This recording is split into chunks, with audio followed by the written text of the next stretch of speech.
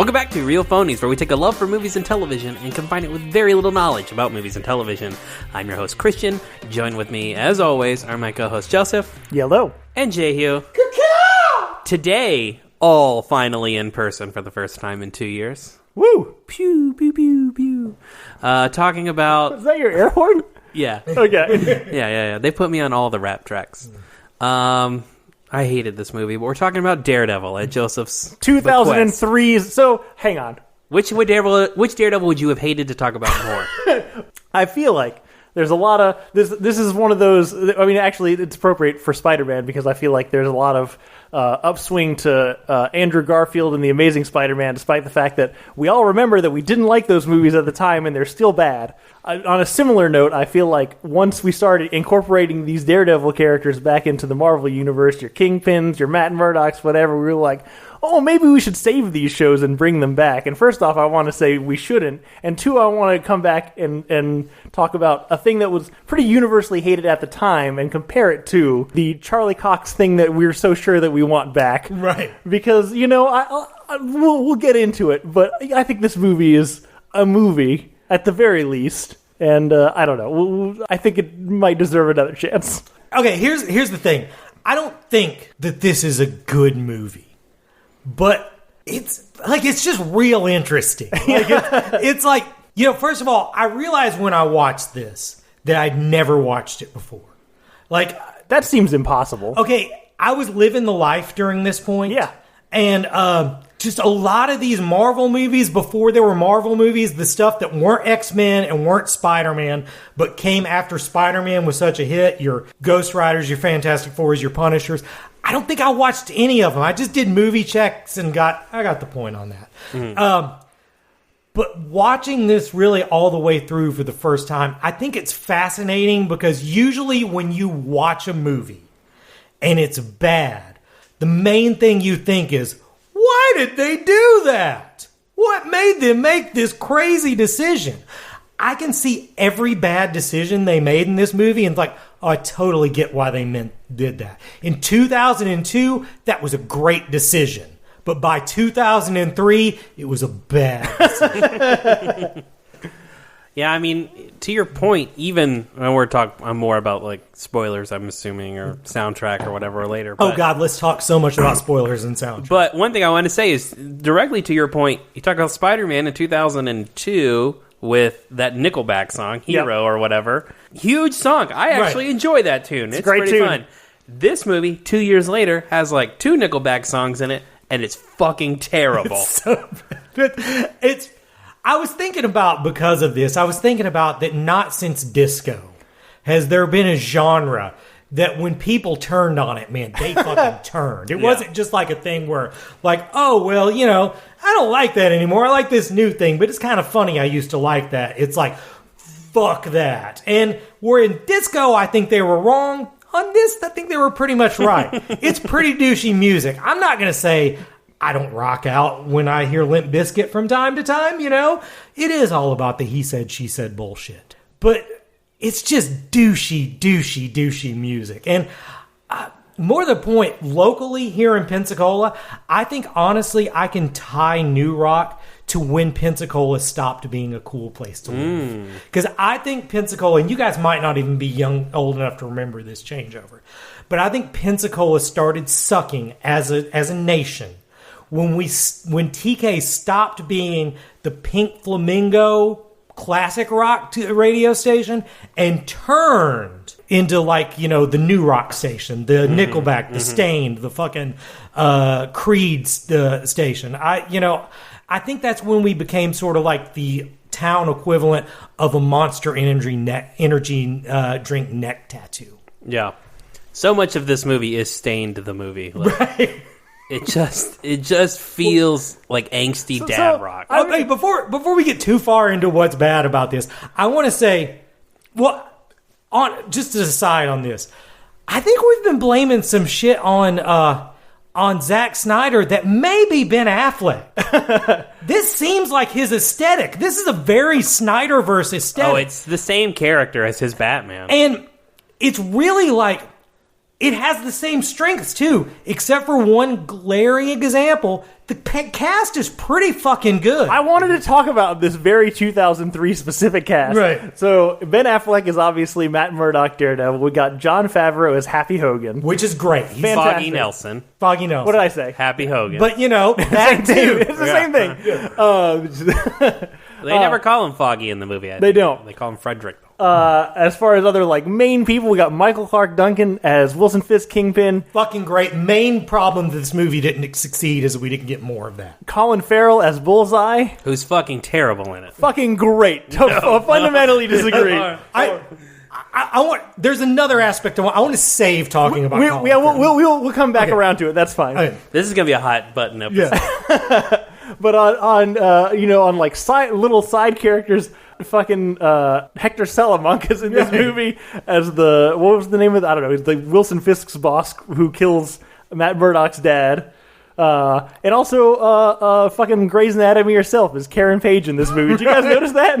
Yeah. She's in one scene in this movie. Yeah. Oh, and Jennifer Garner. Jesus Christ. Okay. Jennifer Garner typifies exactly what I was talking about. In 2002, that seems like a good choice for the female lead of an action movie if you need that lead to do action. She's just done fucking 4 or 5 years of Alias at that point. She's already had lots of training in fake movie kung fu. She should be great. But she's easily the worst part of this movie. And I don't think it's really her fault. It's just not a part she's fucking cut out for. Elektra needs to be exotic, To use a reference that you guys also might be too old for. In Gilligan's Island's terms, Elektra needs to be a ginger. And fucking, Jennifer Garner is a Marianne through and through. And, she could kick my ass, but she would be really sorry about it. Mm-hmm. That's not what you need Elektra to be. And she, I just think it's not her fault. It was just a real bad miscast. So I'm going to say how I feel about this movie is that I did not enjoy it. It's worse than Transformers. I didn't like it.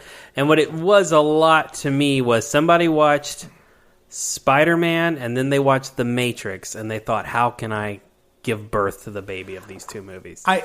I want to dispute that. I think they watched The Matrix and then they're like, man, we could take some stuff from this. Mm-hmm. And then they watched Underworld.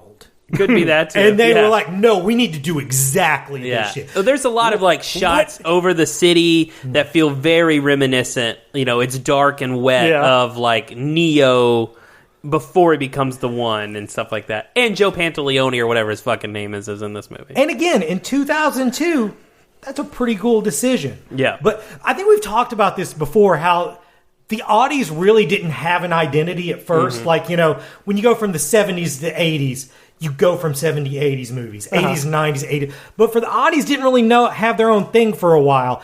And I think maybe when the Audis kicked in was 2003, and this movie was still made in 2002. It's fair. I feel like at the turn of the millennium, we were like, this is the future. And at some point, we were like, okay, we need to do something else besides this. Then 9/11 happened. Yeah, also that. We thought... Underworld, they looked at Underworld and they thought, this is the future. Yep. This is what people like, and it happened very recently, so it's probably going to be the thing for the whole decade. And then 2 years into Afghanistan, we were like, shit's not changing. Right. We got to figure something else out. So I'm gonna counterpoint. First off, this movie is shorter than Transformers. It was like an hour. It did not feel like it was at all. Look, I also watched it on TNT, so there may have been scenes cut out that I don't know about, but it was like an hour and 40 minutes, which was I great. think that is correct. Ben Affleck, bad, no doubt. He's not good in this. He's not good in most things. Jennifer Garner, I agree. I think it's more of a miscast than necessarily a poor performance. Right. But I don't know. I appreciate that there's absolutely no level of shame or self-awareness to get in front of the joke. None of it. Right. It is dead serious. It thinks it's the fucking coolest shit on earth, and it doesn't need to couch it in fucking anything. No Marvel movie made since the Kevin Feige era would even approach this level of sincerity. And I love it. I think it's great. I meant to say something that exactly when I was talking about Ben Affleck. I think Ben Affleck has no self-awareness. Like, I think that's the common thing. I think his life so far would indicate you are correct. Also, what is the deal with his fucking wig, man? It looks like Sideshow Bob got some straightener and a haircut, but it still had the Sideshow Bob shape, like just closer to his head. It's real ridiculous. How do you feel? Yeah, I was about to say. This is one of those that's hard to say. I recognize as a movie that this is worse than Transformers, but I've had such a fun time watching it and such a fun time thinking about what I was going to talk about it that I can't say that it wasn't a good experience for me. Y'all, that was fucking miserable. We were talking about there's a funeral scene in this movie set to Evanescence's "My Immortal." Like, fucking, come on, that's fantastic. Nobody would dare to do that now. Again, I'm going to keep hitting this point, but in 2002, Evanescence might have been the coolest band on earth to a certain person, to a person in Jinko jeans. In 2003, nobody was wearing Jinko jeans. They were gone. The music in this is just, God, it's just so of a time that really kind of isn't represented by a whole movie as well as this. So if you're like fucking Stained, this should be your jam. This should be your favorite Super. I don't even know if Stained was in this, but I just assumed they were. It's representation, you know?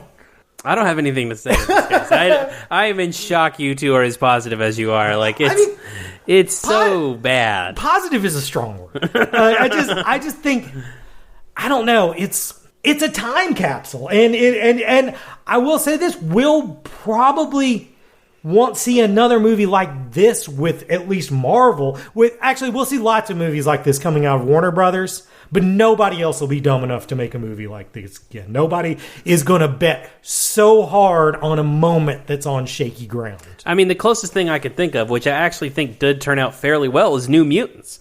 Right. New Mutants absolutely is a product of 2017. Right. It came out in 2020, right. But it is a product of 2017. And maybe it was just more fresh, but I bought it more than I do in this movie. This movie feels...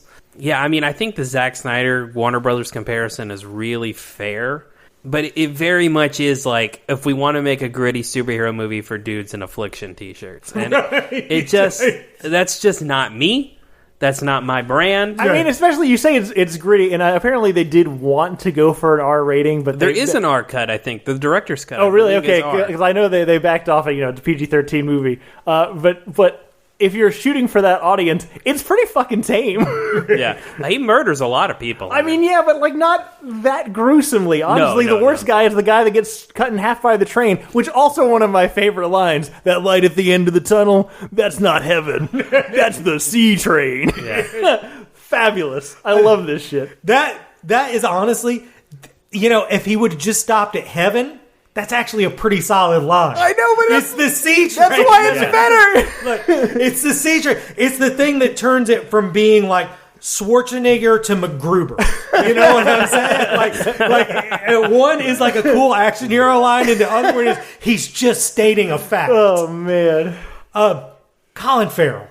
That guy is having such a great time. He's having a great time. Boy, is it. I prefer it when he's miserable. I just think it's fascinating that they decided, okay, we don't want to go too superhero with this, so we're not going to give you the mask with the thing on it. So we're going to give you a shaved head and put the bullseyes carved into your head. Cool, great, man, that sounds gritty and real. Then we're going to put you in an outfit that no one's ever worn ever. Except for in the movie Underworld. Uh-huh. Like it is such a ridiculous outfit. And something about him in this movie, I wonder if he did every scene on green screen. Like, was he in the room with any of the actors? Because he doesn't seem like he's really talking to anybody. He's just saying shit he thinks is cool. I mean, I think that works fine. Talking about his costume, there was a bit I thought interesting, which is the coat is ridiculous. It's not in it. You're right. It's from Underworld. No one would actually wear that jacket. But if you were to put it on, you would stand there and you would swish it back and forth, which is what he does in the movie. When he turns to walk out, he grabs the coat and throws it behind him. Like, that's a child's plaything. You know what that's what I'm saying. Like, I don't know. Like, I think that's the charm of this movie. But that's not good. I don't know if our podcast is a place to recommend a celebrity sex tape, but if you ever can track down Colin Farrell's, it is so fucking great. He has hooked up with this hot black girl, and he's just so fucking happy about it. I watched it for like 40 minutes. They never get to fucking. He's just talking about how happy he is, how stoked he is that he's in the room with this naked chick. He seems like an okay dude. The moral of that story. You don't know what happens after those 40 minutes. Yeah, it could. I mean, it's the first time I ever stopped watching a celebrity sex tape. Sorry, Joseph, you were starting to say I don't know it's not going to be better than that, but I just love how generally gross he is. Like, the whole brand on his head is super disgusting. There's a bit where he, like, rubs the rose on the thing, and, like, I know it's just skin, but I'm just like, ew, don't touch that rose now. Right. That whole bit in the church doesn't feel like a Daredevil thing. That feels like Cowboy Bebop. No, it absolutely is. It's very Cowboy Yeah. Bebop. I would like the listeners at home to know that Joseph just put his hands on his head because he was so excited. I don't know. I was a dumb kid when I watched this movie, so I don't think I thought it was dumb. But there's a bit where he, like, kicks the stained glass and catches it, and then, like, without using his hand, just Fucking Tobey Maguire in Spider-Man 1, fucking catching all the stuff on the train. And when he uses it at projectiles, he doesn't even like throw them. He just like shoves them forward. Yeah. Like someone would push ice off the hood of a car or something. I just can't understand where you're coming from, Christian. This movie's incredible. I will go the rest of my life and never watch. And I wouldn't have watched it then if you hadn't made me. Which I think there's a trend on this podcast. Movies that you recommend, I fucking hate all of them. The ones that you were like, we have to watch, I'm out on all of them. I'm fine with that. I think To be it makes for better content. I think we had decided not to do this because we said we were going to do it like 3 weeks ago, Yep. and then we decided not to do it. And then I watched it and I pushed for it. So you're technically pissed at me. I'm mad this at time. both of you. Yeah, this movie's not fun.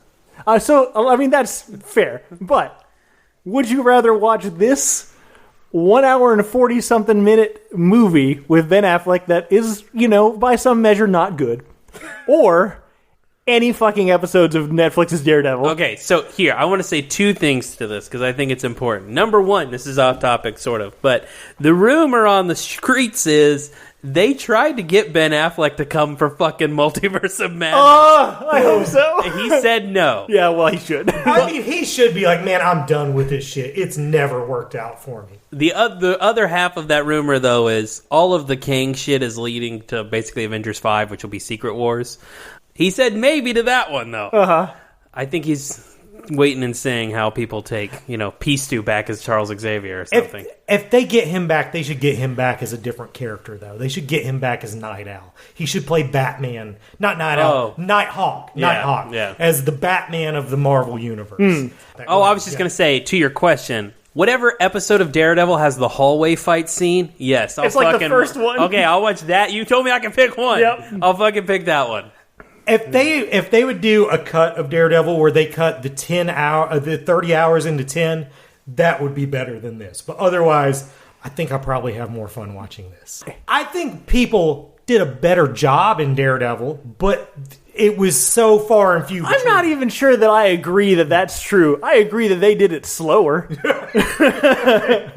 I agree that there was less Evanescence in it, but I don't know if I agree that it was better. I feel like we're really grazing over important stuff. How can we not talk about the fucking... First of all, just in general, anybody but that one dude at the fucking party who didn't figure out Matt Murdock stopped blind is a fucking idiot. He catches everything. Every single thing he catches it all the fucking time, no matter who is there. Sure, maybe people aren't paying enough attention for anything, but like the fact that Foggy wouldn't know... After Foggy's constantly right next to him when he's like squishing things in baskets. Then motherfucker, you've been blind for as long as I've known you. What do you? Yeah, it doesn't make any sense. Right. Yeah, and then the rom-com fight scene. Oh, that's so bad. Like that's maybe the worst thing that's ever been invented to film. It's bad both like as an action sequence. But the bit leading up to it is super rapey. Because she's very much, leave me alone. He's like, just tell me your fucking name. She's like, please go. I want to know your fucking name. And then they fight. And then they do it. Yeah, I mean, it is very much, we've talked about this on a few other movies, but it's before we as a nation decided that guy was an asshole. Yeah, that 100% is asshole behavior. We know that guy's an asshole. I think 3 of us did because we knew that guy personally. But America just decided in the last 4 or 5 years that guy's an asshole. So, that scene is definitely aged poorly. Yeah. My favorite part of that scene is they start it and it's in like a populated, semi-crowded park. Right. And I remember they start fighting and I was like, the most unbelievable bit of this is that no one's paying any goddamn attention to these two people that are just fighting. And then 10 seconds later, the alternative happens where everybody turns and starts cheering them on. It's like, this is even worse. Well, then at some point, someone should have said to Hurt's point, that guy's fucking Daredevil. That blind guy who knows every kung fu move is Daredevil. Yeah, no, totally. Somebody should have said, there's these 2 really hot people. One of them has sideshow bob hair that are beating the shit out of each other in the park. And one of them's blind. The news should have been there, The other scene I really want to speak to, and this is also Evanescence related. What exactly is that training thing where she stabs the sandbag? Look, seriously, that's my other favorite thing. There are so many scenes in this movie of people in their own houses just spinning their weapons. Right. It's fantastic. But what do you accomplish from stabbing sandbags that you know where they are? She's not blind. I know. and then who fucking cleans that up? Yeah. That's a dick move to lay on a house servant. I was about to say, she ain't doing it. Right. Yeah, that's great. Hey, you guys ever had to clean up after a sandbag? You never get it all up. It fucking sucks. Are you speaking from experience right now? Well, living the life. Preparing for floods, we'd put sandbags by the doors, and every time one of them would use. And those sandbags were from the beginning of time. They were from the beginning of time. Reuse them over and over again. Yeah. Well, let's talk about the one good part of this movie, which is Michael Clarke Duncan. Michael Clarke Duncan's Kingpin. great. Ironically, I actually didn't like him as much coming back to it as I remembered him. Because, I think he's the right person. I just don't necessarily love his performance. I don't think he's good in it, but I think being bad is part of that character. Right. I think that character is kind of ridiculous in itself, and so playing it, over the top and stuff.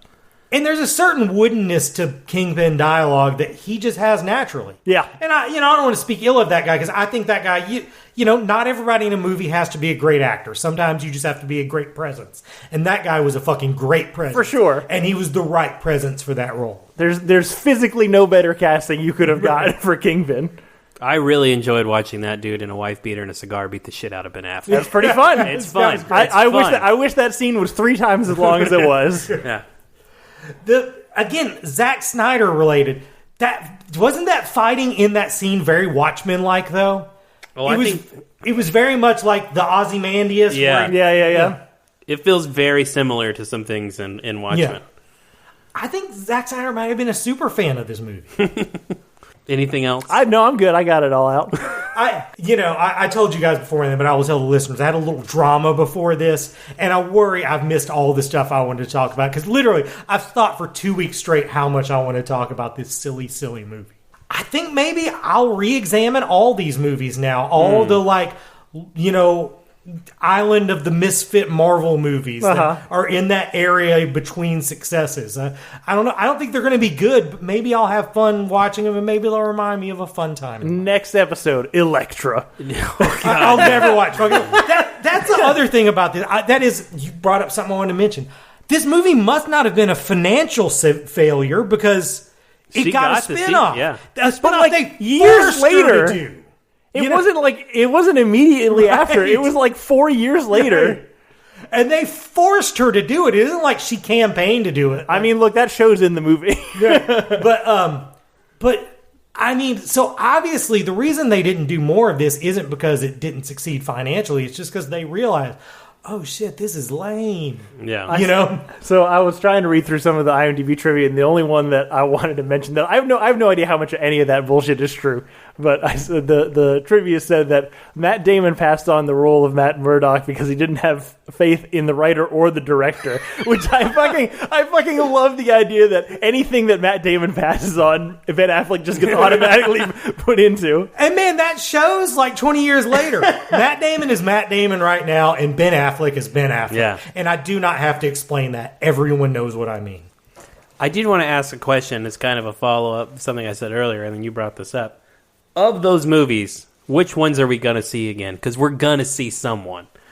I mean, I have no doubt the second they would ask Nicolas Cage to do Ghost Rider, he'd be back. For sure, no doubt. So you guys think he's in Doctor Strange? I think he very well could be. That dude, first of all, he'll show up for any paycheck. But also, that dude just fucking legitimately loves comics. Mm. And, he really wants... he had one beloved, successful comic movie with Kick-Ass. That did well, and everybody largely liked it. But he wants to be a superhero and have people love it. I think he wants another swing. You got one? No, I'm trying to remember all the Misfit ones. The first one that came to mind is Wesley Snipes. Is like, would Wesley Snipes be in this? I think he would do it. I don't know that they would. But would they want to? Because they were pushing Mahershala. But that almost doesn't count because people love Wesley Snipes as I think, I don't know how to say that guy's name. Lone Grufford or whatever, the guy who played Mr. Fantastic. And 100%. I think he's in Multiverse. It's not like he's got anything else going on. No, he doesn't. I would love to see, on that same thing, Chris Evans come back as Johnny Storm. Only because... just the fucking mental thing. Yeah, no, I mean, that would be a great pop just by itself. And he's done Cap for so long and he was so good at it. We forget that he was the best fucking part of those movies. Yeah. Like, those movies... Well, that's who he was, you know, and everything before Captain America. Honestly, if he hadn't gotten Captain America, Chris Evans' career would have taken a very, very different path. Yeah. No, totally. Yeah, I don't know. I definitely think... I think these movies are remembered fondly. I don't think you should go back and watch any of them. And when they all pop up for their cameos in Multiverse in 2 months, fucking cheer for it. It'll be fun. And then don't worry about going back. I'm going to tell you already who gets the biggest pop from Jehu of anybody ever. When I get to see Lou fucking Ferrigno again. You think Lou's going to be... Lou will definitely come back. That'll be interesting. Shit. I don't know if he'll be back for Multiverses of Madness, but we'll get that at some point. I know Lou's an asshole. Nobody has to tell me that Lou's an asshole. No one write in to say Lou Ferrigno's an asshole. Or if you want to, do. I don't care. Please do. Well, but I don't care. I grew up on that shit. I love that shit. I have jokes about almost every episode. So I would love to see Lou Ferrigno. Yeah, that'd be a good one. I want Toby to come back again only because this would be in a Sam Raimi movie. I mean, I think I don't know. I think they're both likely. But I mean, I really, and again, that's the same thing. I know Toby's a fucking asshole, but I really loved him in No Way Home. He was, him and Willem Dafoe are my favorite parts of that movie. Yeah. So. Fucking Daredevil. Fucking Daredevil. Look, I think it's better than Transformers. Whatever. If I'm going to recommend anything to you, if you don't think you want to watch this, put it on in the background. It's for the background. It's just a music video. Yeah, it's very much a music video. I don't think there's many scenes in it that doesn't have a shitty song playing. It will take you right back in time. Well, cool. Yeah, that's Daredevil. I don't know if I should apologize for making you guys listen to this, but I enjoyed this. I'm not saying it's a good movie, but I am saying I had a good time. Exactly. I think that's good enough. What have we been watching the past week, guys? So I'm really excited because I showed up to Joseph's house early. I took the afternoon off because I went to the movie theater to watch Jackass Forever. Oh, God. I want to see it so bad. How was it? It's pretty good. Right on. Yeah, it's better than Transformers. Talking about going back to a thing, I recently tried to watch Jackass 1 again. I can't find the show anywhere, but I think like Paramount Plus has the movies, and I just couldn't fucking do it. I was like, oh no, I'm outgrown it. Okay. And for me, like, if it's 2003, chances are I probably had like anarchy symbols on my fucking chucks, and I was in some skinny jeans, and I fucking watched Jackass. Like that's who I was at that time, and So, like, going back and revisiting it, I was like, fuck, I can't do it anymore. But the more I saw of this movie, the trailers, and the reviews on it were really great. People calling it hysterical. I was like, I gotta go see this. And I'm pleased to say it's fucking better than Transformers. It's a lot of fun. It's not nearly as gross, per se, as, especially 2 and 3. Like, 2... A lot of pooping. A lot of pooping in 2 and 3. And because of one big thing about this one is because they filmed it in COVID, it's almost all pranks on each other because there's not you couldn't really bring in outside people. Right. It's a very self-contained, like, you know. And how do you make the bits funny? Well, they just can't know you're doing the bit or something like that. And there's no innocent bystander. They have to be the innocent bystander. And so I don't know. I think it's fucking hilarious, and I cried laughing multiple times. It's also part, you know, kind of finality to it. They multiple times they talk about being in their 50s and still doing this shit, but it's definitely not the last one. It's good. Johnny Knoxville almost fucking dies. I mean, legitimately, multiple broken bones, multiple concussion, has to go to the ER. He could have killed himself. First of all, when you said you'd watched a movie, I thought you were going to say Scream 5, and I would have been happy about that. I wanted to. I was torn between the two of them. But this is really cool too. Yeah, I'm almost on the other end of where you are with Jackass. Like you liked them because you were young and you were dumb and you didn't know any better. Yes, I like them. I'm not quite as old as them, but I'm definitely in their age group. And I personally wasn't those guys. I was always a pussy. But I hung out with guys like that, skater guys, BMX guys. I would do it a little bit, and as soon as I got hurt, I was like, man, that's up to you guys. I will cheer you all on. So, watching those guys is just like hanging out with guys I used to hang out with, and I always root for them. So I really want to see that, and I'm glad it's good. Yeah.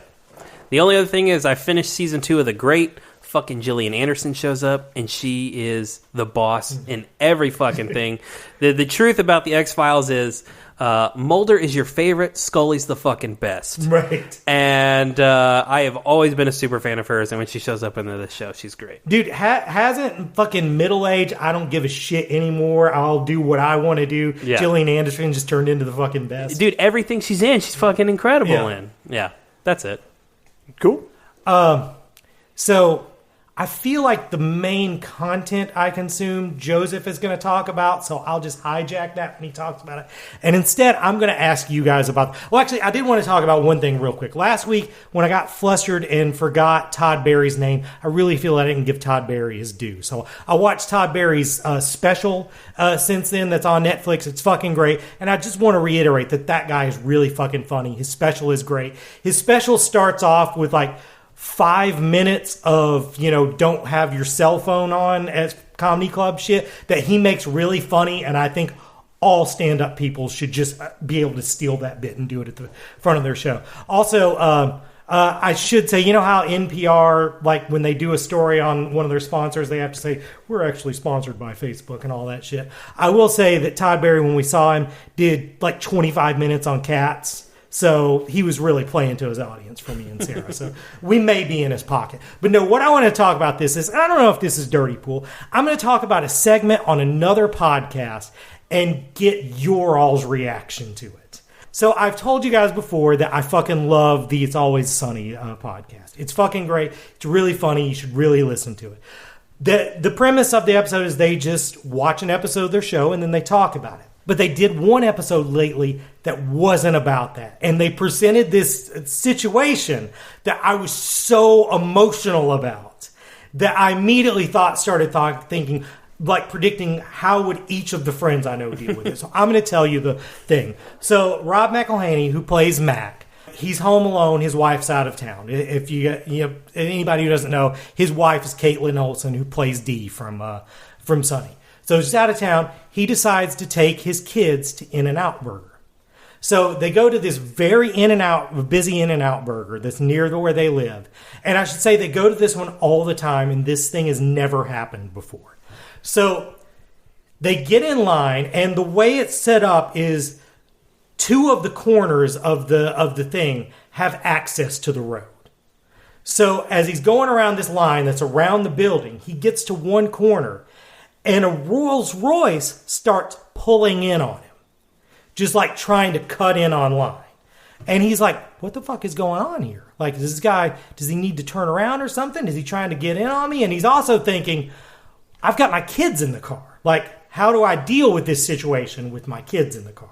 I don't want to put them in danger, but I also don't want to teach them that you back down to things like this.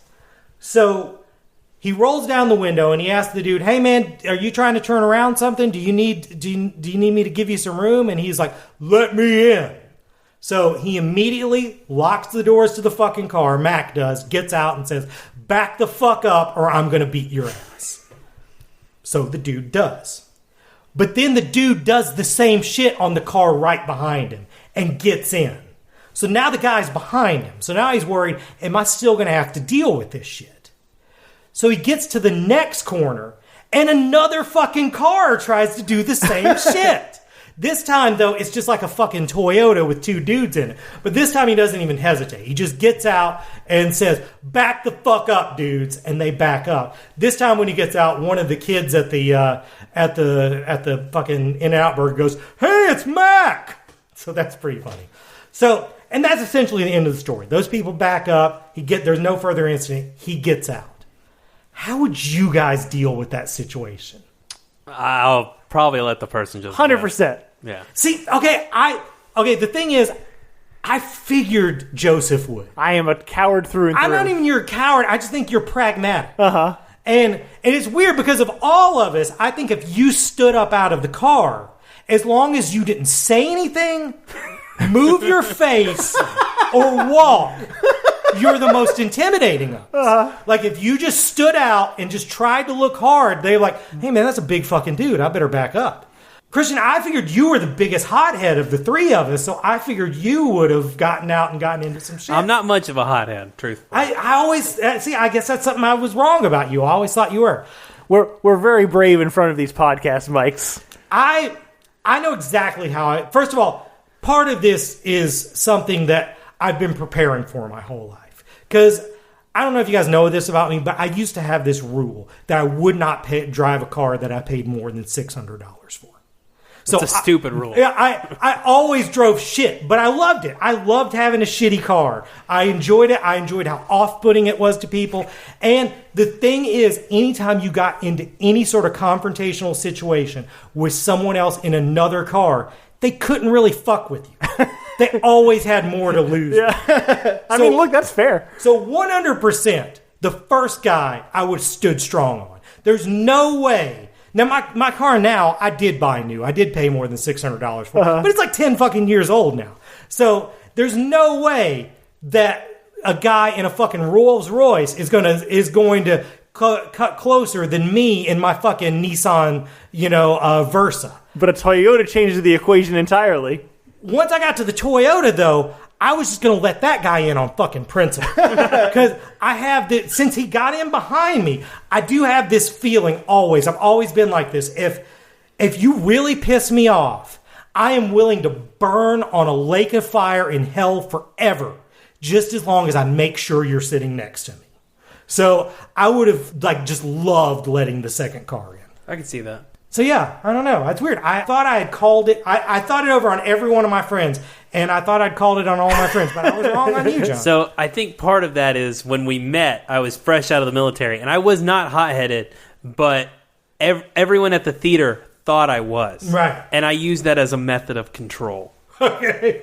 Well, I think out of all of the phonies, I think at the beginning, I thought me and you were the most different, and as time goes on, I've realized we have a lot in common. Yeah. So, I'm a big fucking pussy.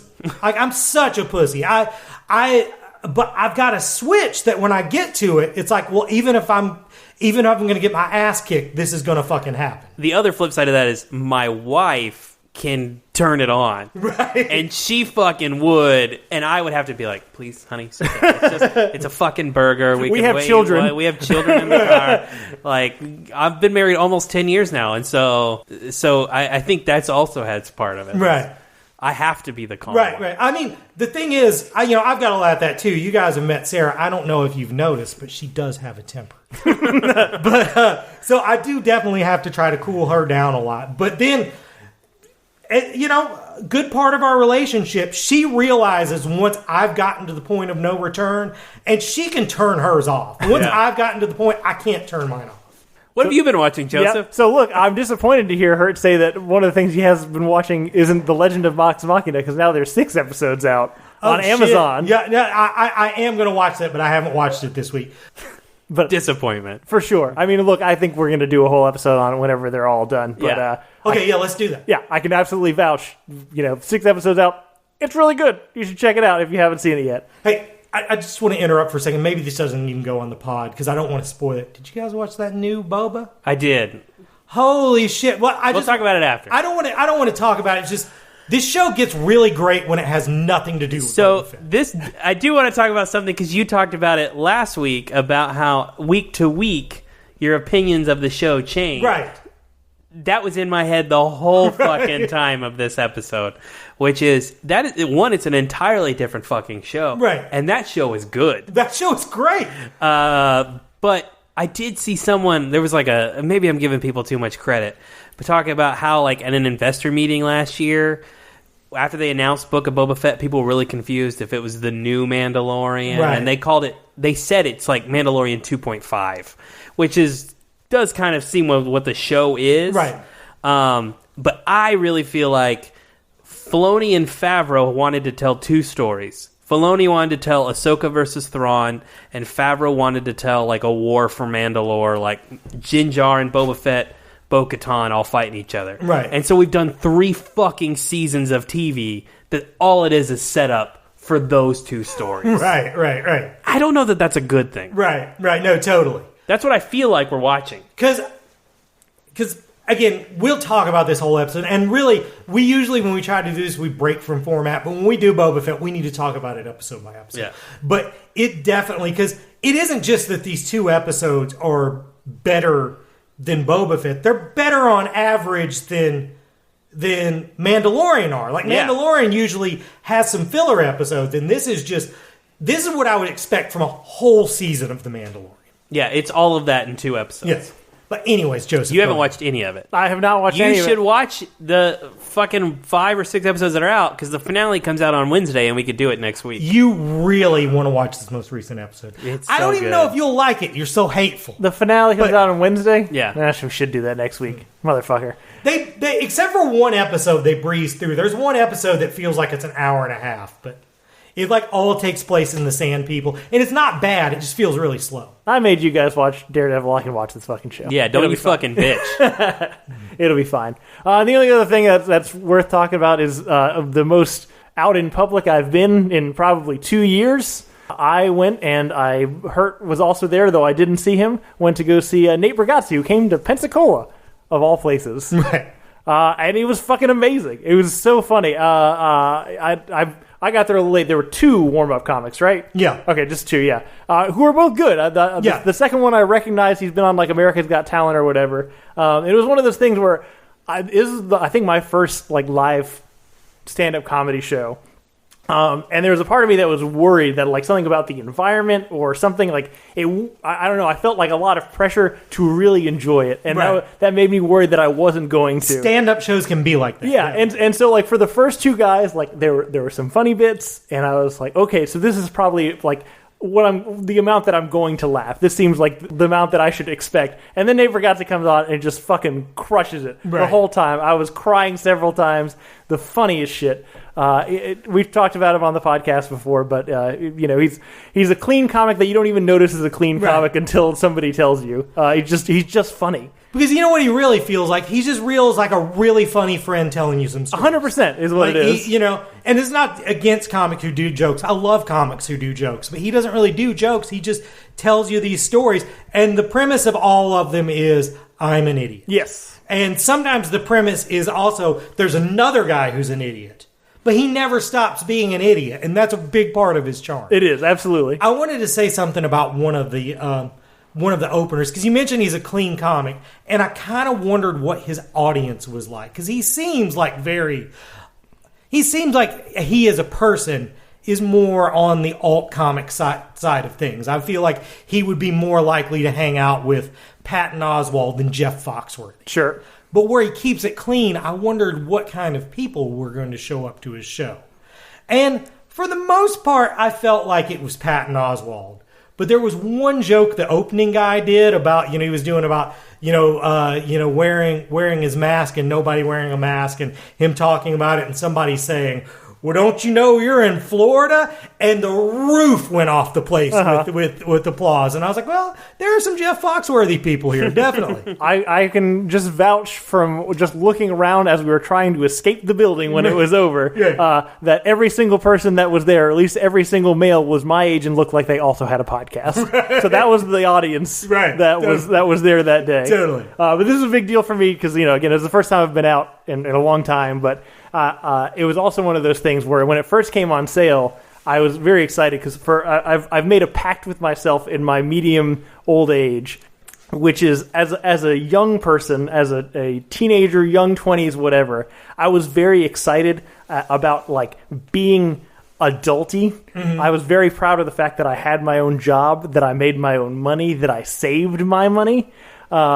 And what I always say to myself, if I could go back in time and tell myself one thing, it'd be don't believe people who tell you it's just allergies. But if I got to tell myself two things, it would be spend all of your money to go see all of the bands and all of the people that you enjoy in your early 20s because they will break up or release a bunch of music that you don't like. Or they become assholes. Or become assholes. They were assholes. 100% true. No matter how bad it went, I've never regretted any show as much as the shows I didn't see. I can tell you one right off the bat. I didn't go see Nirvana on their last tour. Holy shit. I had a ride and I didn't go. I'll get those. Those guys are huge. They'll be back. Yeah. Fucking 3 months later, boom. So I 100% agree with that thing. One thing I wanted to say about this, I saw Jerry Seinfeld a while back, and he did like 15 minutes on the product Flex Seal. And I, at that time, was just super into those Flex Seal commercials. I loved making a boat out of Flex Seal. So this was just for me. Somehow I imagine that all of your viewing is late night, like telemarketing ad things. Well, no, the thing is, if you watch the kind of TV I watch, it's those kind of ads all day. An episode of Gunsmoke has the same ads as an episode of Adult Swim. Fair enough. But it just fucking killed. And I was like, I don't think I'll ever see anything like that again. But this dude did like 15 minutes on bagged ice, and it fucking killed. It was amazing. It was the best part of the show. Yeah. So, I'm sure this will be a special eventually. Yeah. But if you've never watched any Nate, for God's sake, just start with on YouTube, and then you will go down the rabbit hole, and you'll thank me later.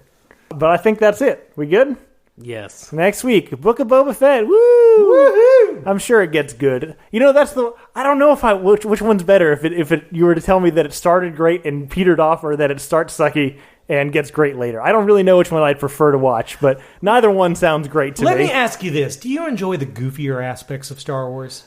Sometimes. Because they really do. Okay. Look, my favorite part in maybe all of the prequel series is the scene in episode 2 where there's the guy that goes, "You want to buy some death sticks?" Aren't you a fan of Rex's Diner as well? I'd also love Rex. You're going to fucking love this show. Literally, this whole show is, do you want to buy some death sticks? Okay, great. Yeah. Then I might enjoy it. When you get to the bike gang, not the real bike gang, the colorful bike gang, that's when you're going to decide. That's the part I want to talk to you about. Okay. Yeah. It's the hardest one for me to peg how you'll feel about it. Because I know that about you, how much you enjoy that shit in Attack of the Clones. And whether it's Filoni or whoever, they also fucking love that shit in Attack of the Clones. That's great. And most of the internet did not like that shit. Most of the people thought that Desperado was showing up and Spy Kids showed up. That's what happened with this show. I love Spy Kids, so this might be your thing. Solely for you. Yeah. All right, fair enough. All right, well, that's it for the podcast next week. Boba Fett, if you want to get in touch with us about how you feel about Daredevil. You don't have to. Please do. I'd love to hear it. You can reach us at realphonies@gmail.com. You can also follow us on Facebook and Twitter at realphonies, and on Instagram at real_phonies. Thanks to Zach Evans for I'm Brian Velasquez for our theme. We'll see you guys later. Later.